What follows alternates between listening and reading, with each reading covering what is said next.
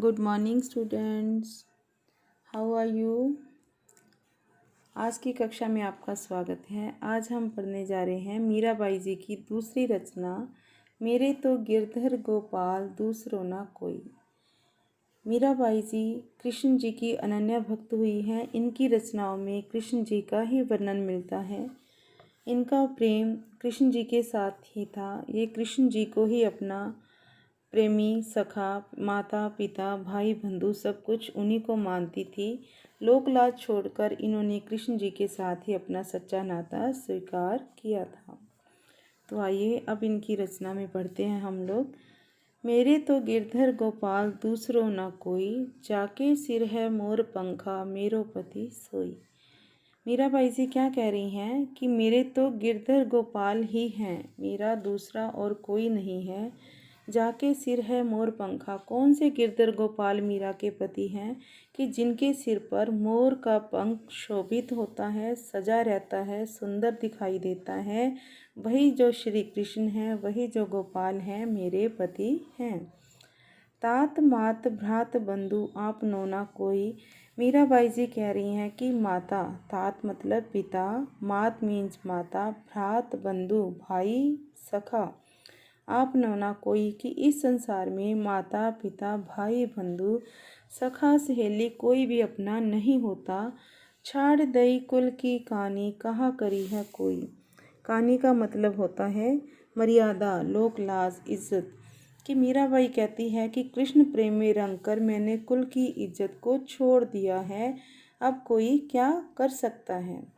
संतन डिग बैठ बैठ लोक लाज खोई। मीराबाई जी कह रही हैं कि मैंने संतों के साथ, डिग मतलब साथ, बैठकर उनकी सत्संग चर्चा सुनकर, कृष्ण महिमा को सुनकर मैंने जो लोक लाज है, दुनिया की लाज है, उसको खो दिया है, ख़त्म कर दिया है। चुनरी के किए टूक ओढ़ लीनी लोई। यहाँ पर चुनरी को इज्जत शब्द के लिए प्रयोग किया गया है। मीराबाई जी कह रही हैं कि जो लोक लाज की चुनरी थी, औरतों के लिए चुनरी को उनकी इज्जत माना जाता है, उनकी इज्जत रूपी गहना माना जाता है। तो मीराबाई जी यहाँ पे कह रही हैं कि मैंने जो लोक लाज की इज्जत थी, मर्यादा, कुल की जो मर्यादा रूपी इज्जत थी, उस चुनरी के मैंने दो टूक कर दिए हैं, अर्थात उसको फाड़कर फेंक दिया है।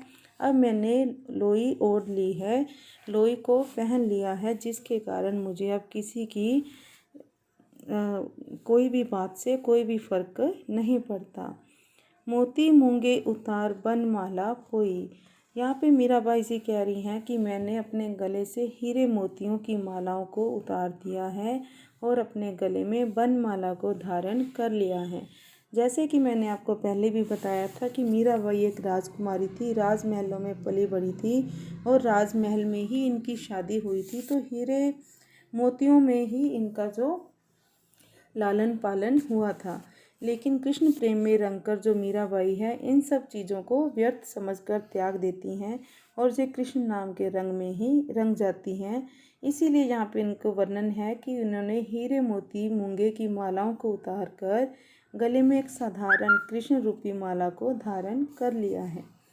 अंशुवन जल सींच सींच प्रेम बेल बोई। मीराबाई जी यहाँ पे कह रही हैं कि ईश्वर के साथ प्रेम रूपी बेल को उन्होंने आंसुओं के जल से सींच सींच कर बड़ा किया है, बोया है।